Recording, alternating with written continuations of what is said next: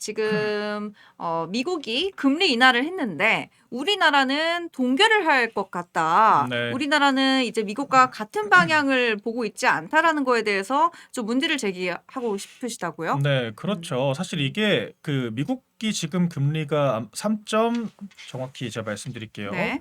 이번에 0.25%를 인하를 해서 3.75%잖아요. 근데 이제 네네. 대한민국 금리가 이제 지금 1.25%포인트로 맞네요. 2.26 좁아졌대요. 그쵸. 네. 1.6% 포인트 네. 격차로 줄어들게 된 거죠. 근데 네네. 이게 금리가 왜 중요하냐면은 네.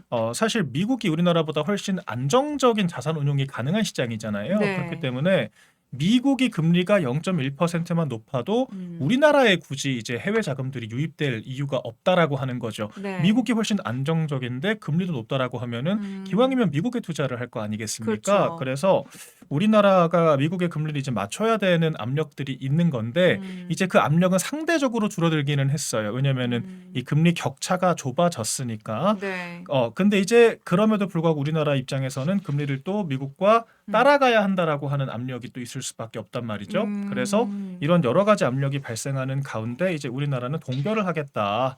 라고 음. 결정을 한 거고 이제 네. 그렇게 되면은 이게 이런 결정을 하게 된 이유가 바로 환율 집값 불안 때문이다. 왜냐면은 음. 우리나라도 금리를 낮추면 우리나라 그 원화 가치가 또 떨어지는 거 아니겠습니까? 네네. 또 떨어지게 되면 지금보다 환율이 더 높아질 우려가 있고 부동산 더 오를 수가 있기 음. 때문에 부득이하게 동결을 결정을 음. 했다라고 하는 거고 이렇게 되면은 물가는 어느 정도 안정적으로 관리할 수 있겠지만 대신에 네. 이제 성장률 지표는 또 계속 적체가 될 떨어지는. 수밖에 없는 이제 음. 이런 상황을 좀 종합적으로 봐야 할 것 같습니다. 네. 지금 뭐 미국이 연속적으로 금리를 인하하고 있고 또 지금 이제 연준 의장에 새롭게 임명이 되실 분 성함이 뭐였죠? 해시시였나요? 그분 같은 경우에도 굉장히 비둘기파로 알려져 있어 가지고 네. 그분도 계속 인하를 할 것 같은데 그게 우리나라 경제에 어떤 영향을 끼칠지 이런 것도 좀 계속 지켜봐야 될 것 같아요. 자, 이제 다음 페이지 한번 보여주세요.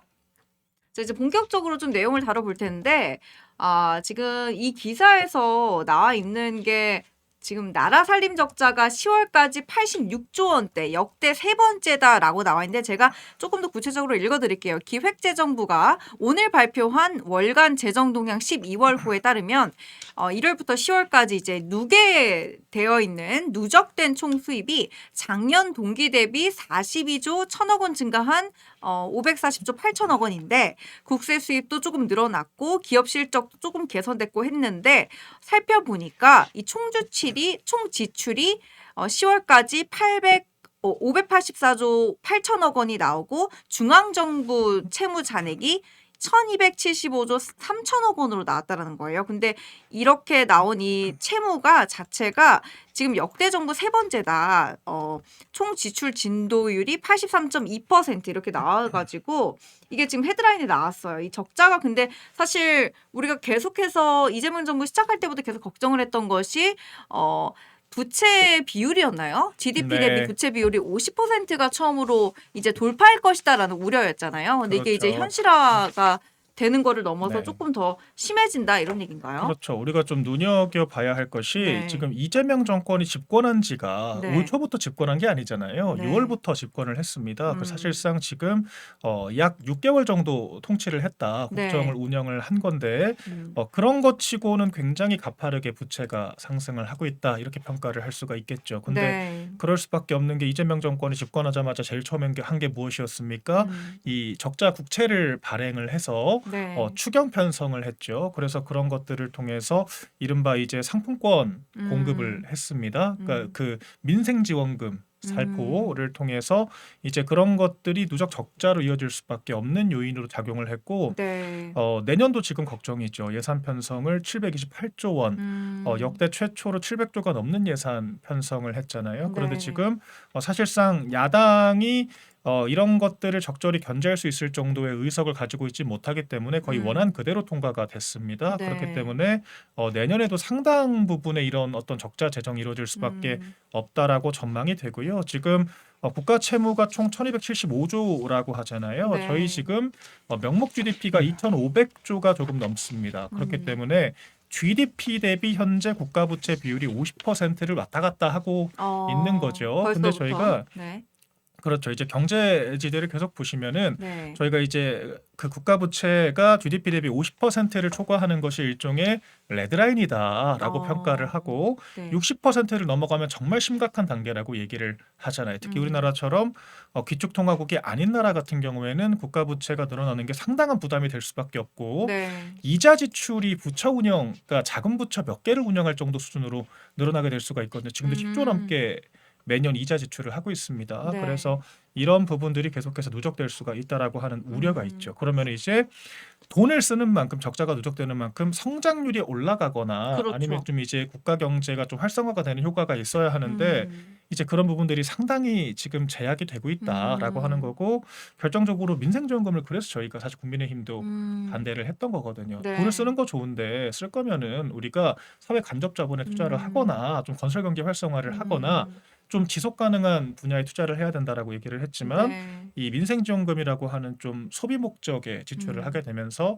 아마 지금은 뚝 끊겼을 거예요. 그래서 그 다음 페이지 자영업자들의 아마 아마 그런 보시면은 수익이. 네. 나와 있거든요. 이 소비 쿠폰의 효과가 끝났다라는 기사인데 네. 그 낙수 효과가 나는 거에 대해서도 이제 국민의힘이 계속해서 그렇죠. 의문을 제기했는데 네. 이게 실제로 이미 끝나버렸다라는 거죠. 지금 제가 네. 살짝 읽어드릴게요. 기사가 국가데이터처가 어제 발표한 거거든요. 고용 동향에 따르면은 취업자 수는 전년 동월 대비 22만 5천 명 증가했기는 하지만 이게 숙박과 음식점업 취업자는 1년 전보다 2만 2천 명 줄었고 4개월 만에 감소세를 보이고 있고 또 산업자별 취업자 수가 이제 제조업도 줄고 건설업도 줄고 그러니까 기본적으로 이제 취업자는 다시 감소세로 전환을 했고 결국에는 똑같이 돌아왔다. 원래로 그냥 원상 회복했다라고 하더라고요. 뭐 사실 민생지원금이 다들 잘 아시겠지만은 사용처가 정해져 있잖아요. 그래서 자영업자 소상공인들의 네. 그런 좀 소득을 높여주기 위한 목적이었다고 보는 게 맞을 것 같고 사실 뭐 그 여파라고 하면 이걸로 그렇지만 네. 취업자가 늘어난다는 것 자체가 말이 안 되는 거긴 하죠. 말이 안 되죠. 이거는 사실 소모적인 그런 그 소비적인 네. 예산 편성을 한 것이고요. 음. 그 제조건설업은 지금 계속 그 하락세를 면치 못하고 있습니다. 그 음. 취업자 수가 이제 분기 대비했을 때 지난 분기에서도 각각 10만 명 내외로 줄어드는 양상을 보였거든요. 네. 근데 지금 그럴 수밖에 없는 게 건설 경기는 지금 사실상 마비 상태라고 보시면 돼요. 거의 그 10대 건설사들이 다 지금 건설을 전혀 못하고 있는 상태고 네. 물가 인상으로 단가는 계속 오르고 있고 지금 이 부동산 관련 너무 여러 규제들이 있기 때문에 사실상 이 건설 자체가 이루어지기가 어렵다라고 보는 것이 맞다 생각이 되고 그 당연히 자연스럽게 취업자 수도 줄어들게 되겠죠. 그리고 네. 이제 그 관세 협상이 이루어지기는 했지만 여전히 많은 이 위기 요인들이 있을 수밖에 없습니다. 그리고 결과적으로 없던 관세가 15% 생긴 것도 사실이거든요. 그죠. 상대적으로 보더라도 일본, 유럽에 비해서 우리나라는 한미 FTA가 무력화가 됐기 때문에 2.5% 포인트 더 부과를 받게 되는 그런 결과까지 나왔기 때문에 네. 제조 수출 경기도 사실은 전망이 좋다고 보기는 어렵죠. 그리고 일부 이제 그 뭐 보건사회복지나 뭐 서비스 업종이나 뭐 자영업종 같은 경우에도 일시적인 예산을 투입을 한 것이기 때문에 좀 지속 가능한 성장은 어렵다라고 보는 것이 맞고요. 네. 제가 안타까운 것은 이 숙박 음식점 뭐 이제 사용하기도 하지만 사실 저도 민생지원금 대부분을 편의점에서 사용을 했어요. 저는 네. 찜질방. 우리 멘토님은 민생지원금 받으셨어요? 네, 받았는데 거의 애들 학원. 와 대단하다. 네. 그렇죠. 뭐 이제 다양한 사용자가 네. 있었을 네. 텐데 제가 느낀 건 좀 뭐였냐면요. 네. 요새는 슈퍼마켓이 잘 안 보이잖아요. 그죠. 사실 그런 분들이 진짜 좀 소상공인이기도 한데 이게 아. 오히려 편의점에서 이게 좀 그 도매 상품들까지 전부 다 끄집어내 가지고 민생지원금 사용할 수 있다. 이렇게 홍보를 하는 또 경향도 맞아요. 보이더라고요. 그래서 이게 약간 그 사회에 좀 마중물 역할을 한다는 게 정말 여러 업종들이 골고루 혜택을 받다고 할 수 있겠나. 뭐 그런 생각도 한편으로는 들었습니다. 그렇죠. 이걸 통계적으로 또 이제 규명을 해 봐야겠죠. 네, 근데 우리가 이제 문재인 정권 때도 그 코로나 당시 지원금을 몇 번이나 지불을 했었잖아요. 네. 근데 그때 저희가 이미 여러 차례 좀 사후 검증을 했었어요. 서울시에서도 했었고요. 네. 박원순 서울시에서도 이게 그 현금성 지원금 자체가 이 사회적인 낙수 효과라고 하는 거, 네. 그러니까 부가가치 창출 효과 자체가 적다. 음. 그러니까 이런 어떤 건설 경기 투자를 하는 것보다 거의 반절도 안 된다라고 하는 그런 결과가 음. 도출이 됐습니다. 이거는 네. 뭐 국제 이제 경제기관들도 전부 다 일관되게 얘기를 하는 것들이고 음. 그렇게 해서 반복된 지금 좀 실책을 한 게 아닌가 좀 안타까운 음. 생각이 들고요. 그러니까 이 연말에는 또 이제 지금 민생지원금 다 끝났잖아요. 그쵸. 이제는 기간이 만료가 됐기 때문에 다시 새로운 네. 민생지원금을 이제 계획하고 있는 단계인가요? 어떻게 보세요? 아마 실제로 그 내년 예산에 보면은 네. 그렇게 편성이 되어 있습니다. 그러게 그 하더라고요. 뭐가 써 온누리 있더라고요. 상품권 예산도 늘어났고요. 뭐 이제 상품권 좋아하면 네, 안 지역사랑 되는데. 상품권 예산이 네. 23조 원이 편성이 되어 있어요. 어. 그래서 이게 뭐 이제 민생지원금과는 조금은 속성이 다르기는 하죠. 네. 왜냐하면 이제 지역사랑 상품권은 전통시장 중심으로만 또 사용이 되기 근데 때문에 아무것도 안 했는데 통장에 돈이 꽂히니까 좋긴 하더라고요.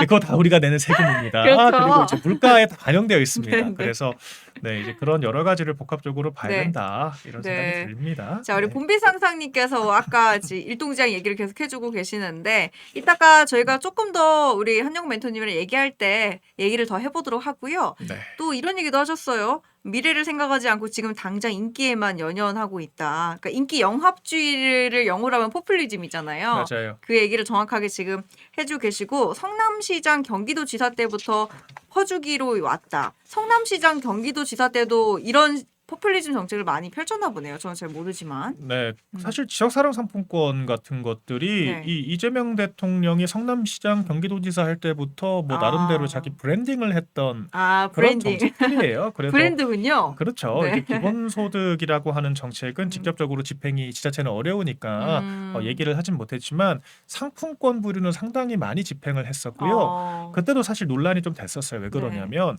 이 상품권은 또 유통비용이 있지 않습니까? 아, 그렇죠. 네, 유통비용이 있는데 그 유통업체들이 정부로부터 이제 받는 예산을 상품권으로 발행하는 과정에서 네. 마진을 남기게 됩니다. 어. 그러니까 이게 포퓰리즘도 문제지만 특정 업체들에게 조금 혜택을 주는 정책이 아니냐라고 하는 지적들도 굉장히 많았어요. 그 결과적으로 이제 지자체가 이렇게 무리하게 재정 집행을 하다 보니까 성남시도 상당히 지금 그 재정에 네. 대한 부담이 커지고 있다라고 하는 평가들이 있고요. 네. 경기도도 이제 마찬가지 평가들을 받고 있기 때문에 이런 식의 조금 소비적인 지출은 반드시 후과가 뒤따른다라고 하는 학습이 지금 되어 있죠. 그런데 지금 저희가 좀 더 심각하게 봐야 될 것이 민주당은 지금 기본소득이라고 하는 개념을 이미 민주당 지금 지자체 있잖아요. 네. 호남 지역이나 아니면 이제 제주를 중심으로 해서 네. 이미 집행을 많이 하고 있습니다. 그래서 특히 이제 전남 지역에는 실제로 이 정부에서 주는 것 외에 지자체에서 주는 일종의 기본소득 명목의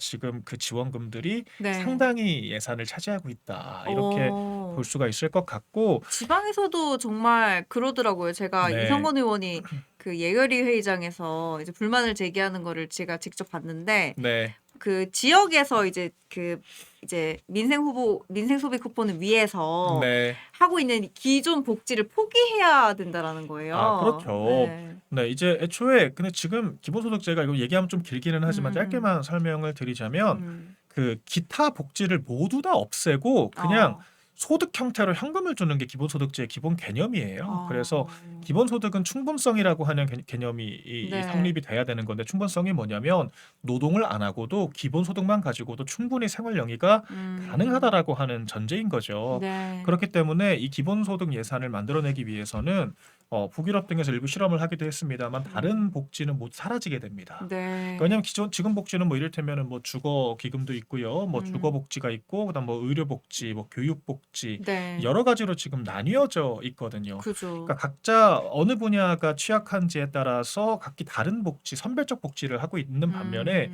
기본소득제는 이런 거 다 개별적으로 할 게 아니라 돈으로 줄 테니까 알아서 써라 이런 개념이기 때문에. 말씀하신 것처럼 전국에는 기존의 이제 그런 복지 시스템들은 네. 다 사라지고 기본소득만 남게 되는 것이 네. 이 모델이다.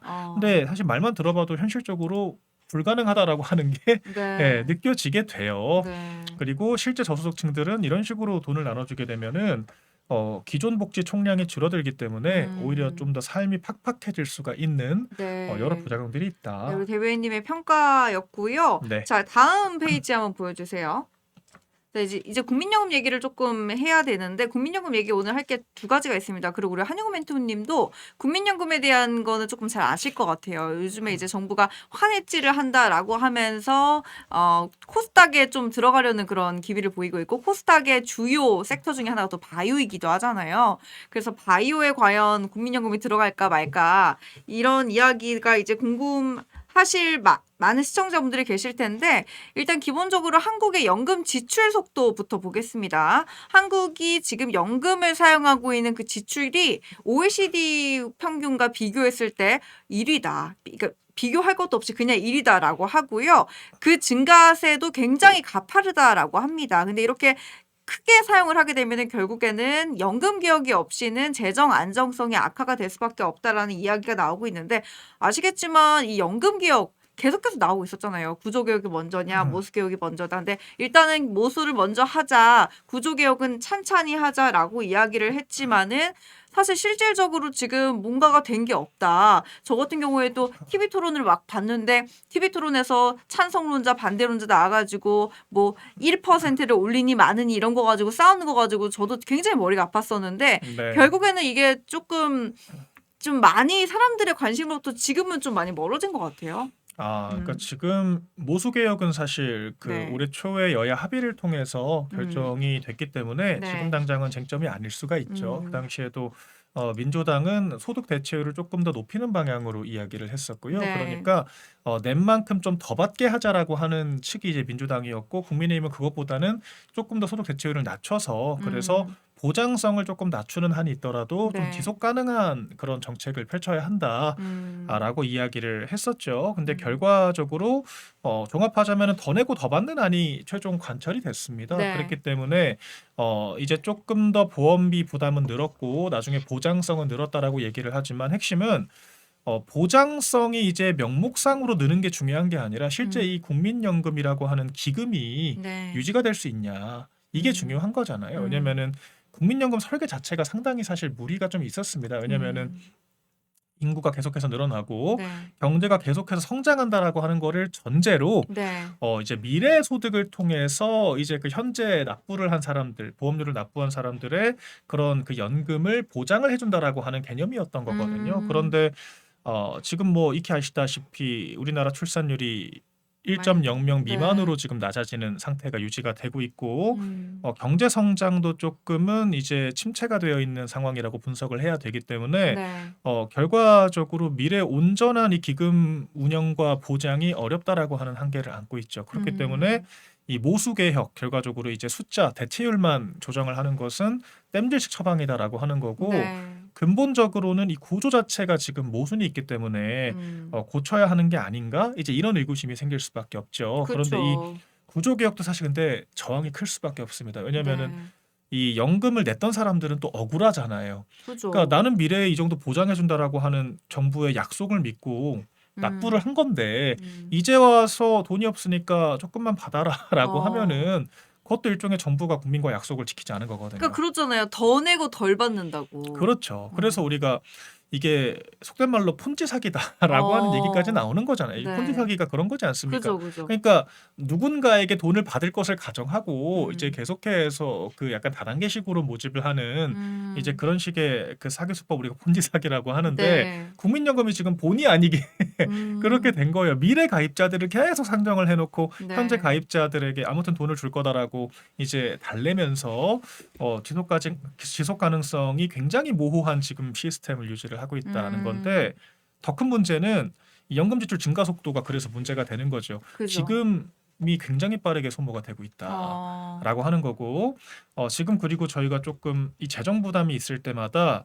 사실 기금 형태를 우리가 좀 안정적으로 바로 투입할 수 있는 게 아이러니하게도 국민연금이거든요. 그러니까 10년, 20년을 가정하면은 다 고갈될 돈이지만 네. 지금 당장 땡겼을 돈 없을 때 이게 목돈처럼 쉽게 인식이 될 수가 있어요. 그래서 저희가 이 어떤 미국과의 관세 협상으로 매년 200억 달러씩 지출을 해야 한다라고 하는 그 부담이 네. 생기니까 이거 어떻게 200억 달러 마련할 겁니까? 라고 물어보니까 지금 환율 안정도 그렇고 국민연금 지금 우리가 좀 갖다 써야 되는 거 아니냐라고 하는 이야기까지 지금 정부에서 나왔기 때문에 네. 또 상당한 이것도 위기 요인이 될 수가 있습니다. 음. 근데 이렇게 국민들한테 이제 미래 돌려주겠다고 약속한 돈을 가지고 현재 필요하다고 계속해서 이렇게 야금야금 쓰게 되면 네. 이게 이 돈이 남아나지 않을 거라는 게 너무도 예측 가능하잖아요. 네, 네. 그래서 좀 이런 식의 기금 운용은 좀 바람직하지 지양했으면 좋겠다. 않다. 네. 네, 이런 말씀을 드리죠. 우리 한영호 멘토님 같은 경우에는 주식 투자자의 입장에서 좀 다른 방향으로 봐주시는데 저희 멘토님들 한영호 멘토님뿐만이 아니라 다른 멘토님들도 국민연금이 어떠한 종목을 투자하는지 이런 것이 또 지켜보는 재미가 있다. 그러니까 국민연금이 어떻게 보면은 웬만한 그런 괜찮은 그 주식 종목에는 다 들어가 있더라고요. 네. 그렇죠. 뭐 어느 정도 비율 그 필수적인 비율도 있고요. 네. 의무가 있기 때문에 음. 그렇게 많이 투자를 하는데 최근에 국민연금이 수익을 낸 게 사실은 해외 쪽이 많아요. 실제로 그 비트코인 간접 투자도 많이 했고 마이크로 스트래티지라는 기업에 네. 그런 식으로 해서 2년 동안 해외 쪽에 상당히 많이 투자를 한 걸로 알고 있습니다.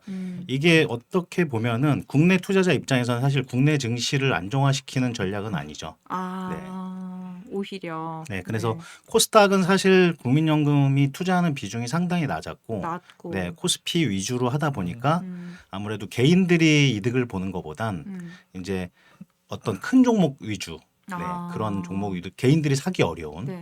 그런 종목 위주로 투자들이 훨씬 많았던 거죠. 그래서 이조 멘토님이 그때 이런 얘기를 하셨거든요. 이 국민연금이 지금 추진하고 있는 그 상법 개정안 있잖아요. 그 상법 개정안이 결국에는 이제 소액주주들의 권리를 보장해 준다는 게 사실은 국민연금의 힘을 키워주기 위해서 하는 거다. 국민연금이 들어가 있으니까 그 정부의 이름이 아닌 국민연금의 이름으로써 영향력을 행사하고자 하는 것이다라는 분석을 하셨는데 박미연 대변인님은 어떻게 생각하세요? 그러니까 국민연금이 코스피에 상당히 많은 분량을 투자를 하고 있기 때문에 네. 그리고 상법 개정에 또 핵심적으로 들어가는 것들이 자사주 소각 같은 것들이거든요. 네. 그래서 이 기업이 자사주를 소각하는 형태로 증시를 부양하게 되는 건데 이 보수적인 효과로 네. 그렇게 되면 코스피에 적극적으로 참여를 하고 있는 우리 국민연금 같은 경우에도 상당히 수혜를 받게 될 수가 있죠. 그래서 코스피가 성장하는 과정에서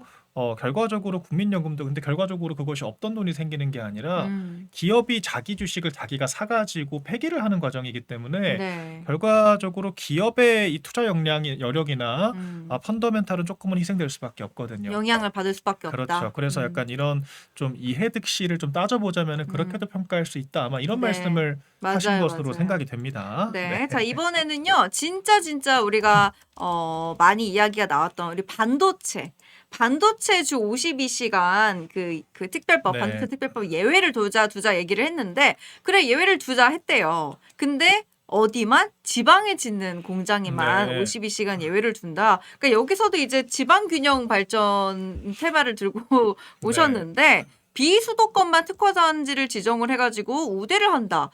이 정책의 방향성은 어떻게 평가하세요? 일단은 방향 자체는 필요할 수 있어요. 근데 이런 것들이 왜 그러냐면은 결과적으로 조금 수도권 과밀화 현상이 있기 때문에 네. 지난달에도 이재명 대통령이 저희 이제 5대 기업 총수들을 또 만났잖아요. 그래서 이게 1,500조 규모의 투자 약속을 또 받았다라고 네. 하는 또 보도들이 있기도 했고 일자리를 좀 적극적으로 만들겠다라고 기업 총수들이 약속을 했는데 네. 이제 그러면서 했던 말이 수도권이 아니라 지방에 공정을 만들겠다 이렇게 이야기를 했거든요. 결과적으로 이제 지역 균형 발전이 이루어지기 위해서는 직장이 있어야 하는 것이기 때문에 그렇죠. 새로이 투자하는 것들 특히 반도체 공장 같은 것들은 지방에 짓겠다. 아마 그 논의의 연장선이 아닌가라는 생각이 듭니다. 왜 그러냐면 이 사실 수도권 과밀화가 괜히 이루어지는 게 아니잖아요. 이게 그쵸. 우리가 옳고 그름을 떠나서 기업들 입장에서는 또 범위의 경제라는 개념이 있기 때문에 네. 또 여러 기업들이 함께 같은 곳에서 또 경영을 하는 것이 이 부가적인 교통이나 이제 여러 가지 이점들이 있을 수밖에 없거든요. 이제 지역에 공정을 짓게 되면은 뭐 당연히 뭐 땅값이 싸기도 하고 뭐 이제 뭐 노동력이 조금 더 공급이 원활할 수도 있고 뭐 여러 이점들도 있겠습니다만 네. 종합하자면 수도권에 기업이 있는 것이 이득이기 때문에 그렇게 한다 이렇게 봐야 되는 거거든요. 다른 말로는 지방의 공정을 만들게 해주려면은 네. 그만큼 인센티브를 줘야 됩니다. 아마 그 중에 하나가 좀 근로시간제 예외를 두겠다. 그렇죠. 아마 비수도권 이런 클러스터 네, 내 영구직 노동시간 규제를 그렇죠. 완화하고 네, 유연화하겠다라고 했다라고 하는데 그렇죠. 금산분리 음, 규제도 완화한다. 이제 네. 이런 것들이 결과적으로 기업이 좀 자금 운용을 원활하게 할 수 있도록 네. 배려하겠다. 이런 차원인 것 같은데 글쎄 근데 좀 모르겠습니다. 이게 법의 일부 예외를 둔다라고 하는 게 기술적으로 가능한지를 떠나서 이미 좀 반도체 특별법에서 52시간 예외를 하겠다라고 했던 민주당이 결과적으로 하지 않는 쪽으로 네. 방향을 틀어버린 상태였기 때문에 음, 과연 이런 약속이 지켜질 수 있을까? 그러니까 분야별 예외도 두지 않겠다라고 했는데 그렇죠. 지역별 예외가 과연 허용될까? 이런 음, 생각이 또 하나가 들고요. 그리고 네.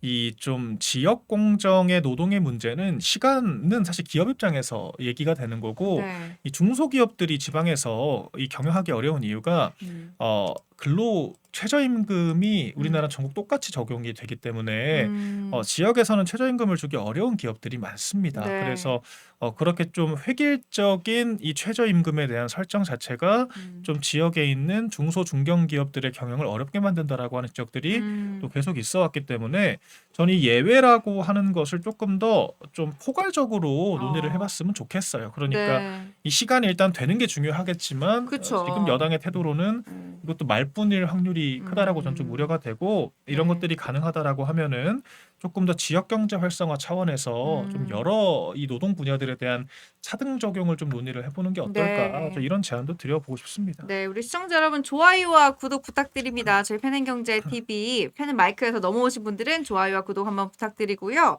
반도체 얘기 나눠보면서 제가 잠깐 이 지방 관련된 이야기를 했었는데 사실은 이번에는요 조금 더 우리 삶에 밀접한 이 부동산 얘기를 잠깐 해보려고 합니다. 저희가 화요일에 이종원 대표님 모셔놓고 부동산 얘기를 해가지고 굉장히 호응이 좋았어요. 근데 오늘은 조금 부동산 얘기라기보다는 좀 대통령 비서실 고위 공직자가 어디에 사느냐 이거를 이제 살펴보니까 3명 중에 1명은 강남구, 서초구, 송파구 셋 중에 하나에 살고 있는 게 아니라 하나의 주택을 가지고 있다. 가지고 있다라고 하고요.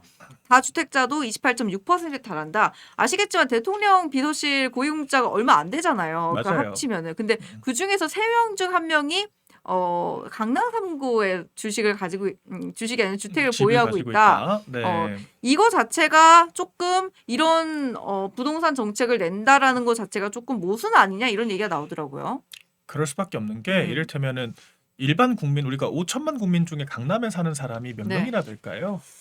그러게요. 좀 세고 싶은데. 1% 내외라고 봐야겠죠. 네. 그러니까 강남에 집을 보유한 사람이 근데 대통령실은 3명 중에 1명, 30% 이상이기 때문에 일반 국민 표본과 비교했을 때는 강남 집주인들이 엄청나게 많다. 이렇게 쉽게 평가를 할 수 있을 것 같아요. 그런데 강유정 대변인, 김용범 정책실장 그렇죠. 다. 네. 그래서 제가 이거는 다른 예로 이를테면은 연금 개혁을 한다. 연금 개혁이 왜 어렵냐고 하면은요. 제가 대통령실 행정관으로 일해보면서도 그 핵심 의사결정권자들이 50대 이상 관료들이에요. 근데 50대 이상 관료들의 경우에는 사실 연금의 수혜자 계층에 해당하죠. 그렇죠. 그러니까 보장성이 떨어지게 되면은 자기들은 많이 냈는데 손해를 볼 수밖에 없다. 물론 이제 공직자는 그런 어떤 자기 개인의 이익이 아니라 좀 국가적인 그런 미래 이익을 위해서 일을 해야 되는 것이 맞지만 네. 사람이기 때문에 그런 자신들의 이해관계를 고려하지 않을 수는 없죠. 조금 찔리지 않을까요? 그러면서도 이제 뭐 네. 이런 거죠. 이를테면은 그 우리가 연금에 대한 의사결정을 네. 20, 30대 10명에게 준다라고 네. 하면은 훨씬 더 전향적인 방향의 구조 개혁이 가능하겠죠. 이를테면은. 네. 근데 이제 지금의 시스템에서는 모두가 다 이해 당사자이기 때문에 저는 약간 그런 의사결정에 어려움을 많이 느꼈습니다. 그리고 네. 정치 경제라고 하는 것도 정치적 의사결정에 의해서 다 네. 이루어지는 것이기 때문에 그런 한계를 느꼈죠. 마찬가지로 지금 뭐가 문제냐면은 각자 다 자기 수도권에 집이 있고 강남에도 집이 있다라고 그죠. 해보면 집값 떨어지는 게 달가울 순 없죠. 우리 지금은 사퇴를 한 국토부 네. 차관 같은 경우에도 그 갭 투자를 했다 하는 의혹을 음. 받으니까 그때 기자들이 물어봤잖아요. 네. 그러면은 지금이라도 팔 생각 없냐라고 하니까 아니 더 오를 수도 있는데 왜 지금 팔아야 되냐? 와이프 얘기하지 않았어요? 그렇죠. 와이프 네, 얘기도 했고 네. 내가 자선 사업가도 아니고라고 하는 표현도 썼고 네. 그러니까 그런 과정에서 참 이 뭐라 그럴까요? 의사결정권자들이 자기 이익을 생각을 한다라는 데서 이게 정말 가치 중립적인 의사결정. 그러니까 강남에 집 없는 일반적인 서민들을 위한 의사결정이 과연 이루어질 수 있을까? 이런 그쵸. 의구심을 가지게 되는 거거든요. 그러니까 집 그리고 가진 게 이거 죄가 아니라 정책하고 나서 예. 강남 집값 더 올랐다고 하지 않았어요? 폭등했다고? 지금 그렇죠. 서울 집값도 계속 오르고 있고요. 그죠. 네. 그래서 오히려 이 정책의 수혜자라고 할 수 있을까요? 맞습니다. 그러니까 본인들이 의도를 하건 의도를 네. 하지 않았건 네. 그런 결과가 도래했고 그죠. 우리가 이거를 또 이제 이렇게 이 논리적으로 봤을 때도 아니 본인들이 다 서울의 그런 뭐 양지 바른 곳에 다 집 가지고 있는데 집값 떨어지는 걸 바라겠냐. 이제 이런 게 아마 이 국민들이 아. 가질 수밖에 없는 의구심이에요. 네, 그러니까 네. 정책을 만들어도 집값 잡겠다는 사람들이 자기들은 다 갭 투자하고 있네. 이렇게 생각되면은 사실 그게 가장 선명한 매수 사인이거든요. 네. 정책을 만드는 사람들이 집을 가지고 있다라고 하는 거. 그러니까 주식도 마찬가지잖아요. 그래서 주식에서 그러니까 비슷한 게 있지 않나요? 그 주식을 왕창 가지고 네. 있는 사람이 정책을 만들면 이게 바로 이해충돌 문제거든요. 우리 그 이춘석 그 전 법사위원장 같은 경우에도 본인이 국정기획위 활동을 하면서 그 AI 그렇죠. AI 네. 이제 4대 국가대표 발표하기 직전에 그걸 그 주식을 샀다고? 샀잖아요. 그럼 우리가 이 연결고리를 봤으니까 네. 이거는 내부 정보 이용이다라고 얘기를 했지만 만약에 이런 사람들이 나 이 주식 샀어라고 네. 이야기를 가지고 있었다라고 하면은요. 우리가 이렇게 핵심적인 의사결정권자들이 산 주식이라면은 당연히 오르겠네라고 예측을 하잖아요. 마찬가지로 부동산도 이 사람들이 이 지역에 다 갭 투자를 했어? 그러면은 오를 거라고 예측을 하는 게 이 수요자 입장에서는 합리적인 거거든요. 그렇죠. 그래서 결과적으로 이런 것들이 다 이 정책의 신뢰성을 떨어뜨리고 네. 이제 일반 국민들 입장에서는 집값 잡겠다라고 하는 이 정부의 진정성을 좀 믿기가 어려운 그런 이유가 될 수가 있습니다. 우리 멘토님은 이런 거 보면은 무슨 생각 드세요? 예전에도 그런 걸 몇 번 봤는데 네. 이제 뭐 청문회 하고 이럴 때 네, 주식 네. 보유액이 나오잖아요. 아, 근데 그죠. 특정 주식을 산 또 네. 분들이 또 있더라고요. 어. 근데 그게 우리 개인들이 들어가긴 보다 훨씬 낮아요. 그러니까 훨씬 미리 선점해서 들어간 경우가 되게 많이 봤고 정보가 알아. 그 수량 자체가 네, 네. 우리가 생각하는 그런 수량들이 아니에요. 아. 예. 굉장히 큰 단위의 수량을 그냥 아무 정보 없이 이거를 그 돈을 투자를 할 수는 없잖아요. 그죠, 예. 그죠. 그러니까 그런 경우를 봤을 때 굉장히 좀 박탈감을 느끼는 부분이 있었어요. 그죠. 이게 그도 걸려버렸잖아요. 아니 자기는 안 팔면서 국민들한테 네. 팔라 그러면 이건 말이 안 되는 거죠. 그리고 그죠. 이 본인들이 그러니까 그렇게 다주택을 가진 사람들, 강남에 집 가진 사람들이 집을 팔아야 집값도 떨어지는 건데 본인들은 안 팔고 뻗탱기면서 속된 말로 국민들한테 떨어지면 집 사라 이렇게 얘기하는 거는 조금 기망에 가깝지 않나. 떨어지는 집사라고 이제 점점 오르고 있고 그쵸. 내가 못 사는 집은 점점 오르고 그래서 오히려 노도강이 오히려 많이 몰렸대요. 네, 또 그렇죠. 그러니까 원래는 노도강이 절대 그 거래 물량이 막 제일 적고 막 그랬었는데 네. 오히려 이제 사람들이 내가 살 수 있는 게 너무 없어지니까 맞아요. 네. 노도강으로 간대요. 그러니까 이게 공급이 그렇게 계속 얘기가 네. 나오는 이유가 뭐냐면은 이 집을 사려면 파는 물량이 있어야 될 거 아니에요. 근데 서울 지역에서 신규 택지를 뭐 발굴을 해가지고 주택을 짓는다? 네. 이거는 사실 몇십 년은 걸린다고 봐야 되고요. 왜냐하면 너무 많은 절차들이 있기 때문에 재개발 재건축 같은 경우에도 지금 너무 많은 갈등들이 있잖아요. 뭐 초과이익 환수제 같은 것들 네. 때문에 이제 그 조합원들 사이에서도 뭐 재개발을 하니 마니 거기서부터 난관이고 결정이 되더라도 지금 단가가 안 맞습니다. 분양가 상한제 같은 규제들 때문에 이제 네. 단가가 비싸면은 건물을 지어놔도 아파트를 지어놔도 분양을 해도 손해를 보는 거예요. 그럼 기업들이 참여를 당연히 안 하죠. 그러니까 결과적으로 공급은 굉장히 어려울 수밖에 없습니다. 그러면은 이제 남은 공급처가 뭐가 있겠습니까? 있던 집을 누가 팔아야 되는 거예요. 있던 집을 팔고 나가야 되는데 근데 지금 있던 집 팔고 나가면은 거래세가 또 비싸니까 이제 오히려 또 손해를 보고 다운그레이드를 해야 되는 상황이고 집값이 오른다라고 하는 확신이 있으니까 굳이 팔아야 될 이유도 못 느끼는 거고요. 지금 말씀하시네요. 네. 뉴타운 아자분 뉴타운처럼 개발을 해야 된다. 네. 강남은 녹슬고 있다. 아니 보니까 이재명 대통령이 며칠 전에 저희 예. 방송에서도 몇 번 비판을 했었던 분들이 계셨는데 네. 이제 부동산 폭등 집값하고 있는 것 때문에 사람들이 나 많이 욕하고 있는데 그 정말 답이 없다. 답이 없다. 이런 얘기 해가지고 난리가 났잖아요 한번. 근데 이거는 네. 정말 비판받아야 되는 얘기예요. 왜냐하면 네. 이 대통령이 그 많은 인사권과 음. 예산 집행권을 왜 가지고 있겠습니까? 음. 그런 문제 해결하라고 부여를 해준 권한인 건데 네. 그런 대통령이 답이 없다고 얘기하면은 그러면은 이제 당연히 그럼 그 자리에 왜 있냐는 얘기가 나올 수밖에 없죠. 그런 문제 해결하라고 그래서 둘 중에 맡겨놓은 하나래요. 권한이 있는 어떤 건데. 분들은 네네네. 뭐 약간 솔직한 매력. 아, 두 네. 번째는 이제 그 이재명 대통령이 11호 부동산 대책으로 인해서 집값이 너무 오르니까 슬슬 이 정책을 규제를 완화해야겠다. 발을 그래서 뺀다. 반응을 봐야겠다. 네. 이런 분석도 있던데. 근데 이거는 네. 전 경솔한 발언이었다고 봅니다. 그냥 경솔했다? 대통령이 네. 답이 없다라고 하는 표현을 쓰는 음. 것 자체가 굉장히 무책임해 보이기 때문에 음. 이거는 정무적으로도 맞지가 않고요. 네. 정치적으로 봤을 때도. 네. 경제적으로 봤을 때도 대통령조차 집값 잡을 답이 없다. 아. 이걸 그러면은 수요자들은 어떻게 인식을 하겠습니까? 음. 아, 부동산 포기했구나. 그죠, 오를 그죠. 수밖에 없겠구나. 매수 사인이 되는 거거든요. 그러니까 우리가 증시도 그렇지만 부동산은 메시지가 곧 이게 시장에 영향을 미치게 되는 거예요. 그래서 네. 제도권의 언어를 굉장히 신중하게 해야 되고 음. 부처도 신중하게 얘기를 해야 되는데 음. 그러니까 하다못해 제가 일할 때는 음. 이 언론에서 부동산 과열이라고 표현 쓰는 것 자체에 대해서도 굉장히 경계를 했습니다. 그러니까 폭등이라는 표현 자체. 그러니까 그죠. 이게 일시적으로 오른 걸 가지고 음. 폭등이라고 얘기를 하게 되고 만약 그거를 네. 정부가 인정하게 되면은요. 그럼 그게 또 하나의 과열의 그죠. 또 원인이 될 수가 있는 거거든요. 그 말이 또 영향을 주니까. 그럼요. 근데 하다못해 대통령이 직접 나와가지고 답이 없다라고 얘기를 하면 그 옛날에 그게 포스코 얘기했던 거 생각나네. 그 회사 네. 확 망하게 해버려야 된다고 했었나? 아, 그렇죠. 그거 난리 났었잖아요. 그럼 우리가 완전. 사이다 발언이라고 하면 안 되죠. 네. 왜냐면은 대통령이 특정 기업을 콕 집어가지고 음. 사실상 겨냥을 한 거고 네. 저희가 아는 것 이상으로 대통령의 권한은 정말 막강합니다. 하다못해 기업의 가장 중요한 요인이 뭐겠어요? 자금이죠. 네. 자금 제공해주는 게 은행이잖아요. 네. 근데 거의 모든 시중 은행에는 이 정부 자금이 출자가 되어 있기 때문에 정부 영향력이 상당히 크게 미칠 수밖에 없습니다. 그래서 대통령이 좌표를 찍는다, 다 페널티가 들어오는 거예요. 그리고 이제 국세청과 같은 기관들도 당연히 정권 눈치를 보기 때문에 네. 그 좀 부당한 압력들이 여러 갈래로 발생할 수가 있거든요. 기업 경영이 굉장히 어려워질 수가 있습니다. 네.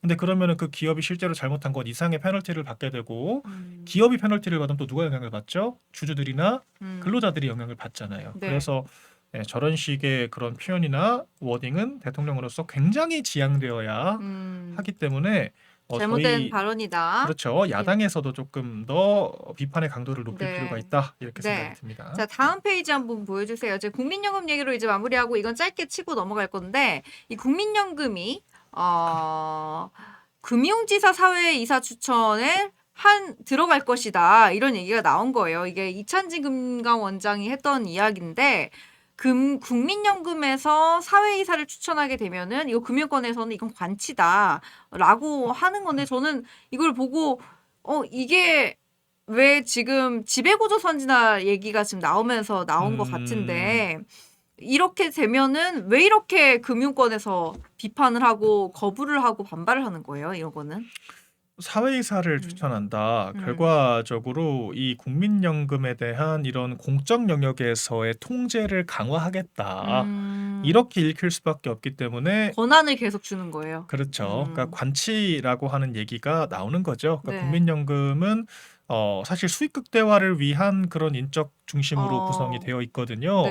그러니까 국민연금의 기금 운용의 목적 자체가 국민연금의 지속 가능성을 배가하기 위해서 수익을 극대화하기 위해서 존재를 하는 건데 이제 국민연금에서 이사 추천이라고 하는 이런 일종의 좀 정치적인 정치화가 네. 조금 이루어지게 되면은 그 네. 의사 결정이 수익 극대화가 아니라 여러 정치적인 상황에 영향을 받는 결과가 네. 될 수가 있다는 거죠. 요즘 그래서 국민연금이 코스닥 부양에도 쓰이고 뭐 환해지에도 막 이렇게 막 맞습니다. 쓰이고 좀 네. 많이 그러니까 우리의 노후 자금을 위해서 국민연금이 네. 운영이 돼야 되는데 자꾸 이렇게 국민연금이 뭔가 정치적인 수단으로 자꾸 변질되는 것 같다 이런 비판이 나와서 제가 챗 GPT한테 물어봤어요. 네.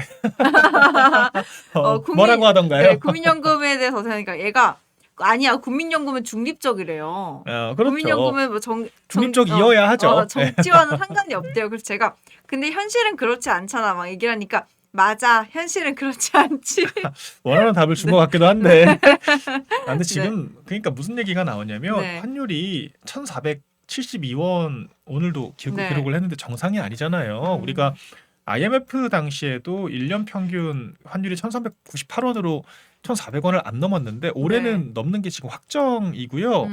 미국이 금리 인하를 해도 환율이 복지부동이다. 그죠. 1,400원대 중후반대를 기록한다라고 하는 거 네. 굉장히 위기 사인이기 때문에 빨리 그런 불을 꺼야 되는데 미국이 음. 통화 스와프도 안 해주고 있고 그러니까 지금 국민연금을 동원하니 이 얘기가 나오는 거 아니겠습니까? 네. 그래서 좀 위태로운 상황이기는 하죠. 그러니까 이런 식의 시도가 이 결과적으로 이 정권의 급한 불을 끄기 위해서 조금 이제 국민들에게 약속한 이런 좀 공적 기금에 손대려고 하는 움직임 아니냐 네. 이런 의심을 좀 피하기가 어려울 것 같고 음. 이제 이런 것들은 또 이제 국민과의 좀 불신을 쌓는 거라고 생각을 합니다. 그러니까 음. 국민연금 강제 가입을 하게 되는데 그렇게 낸 돈을 정치권이 자기들 필요에 따라서 갖다 쓸 수 있게 된다라고 하는 거는 이거는 그 자체로 신뢰를 상당히 무너뜨리는 것이기 때문에 굉장히 신중할 필요가 있다 이렇게 보여집니다.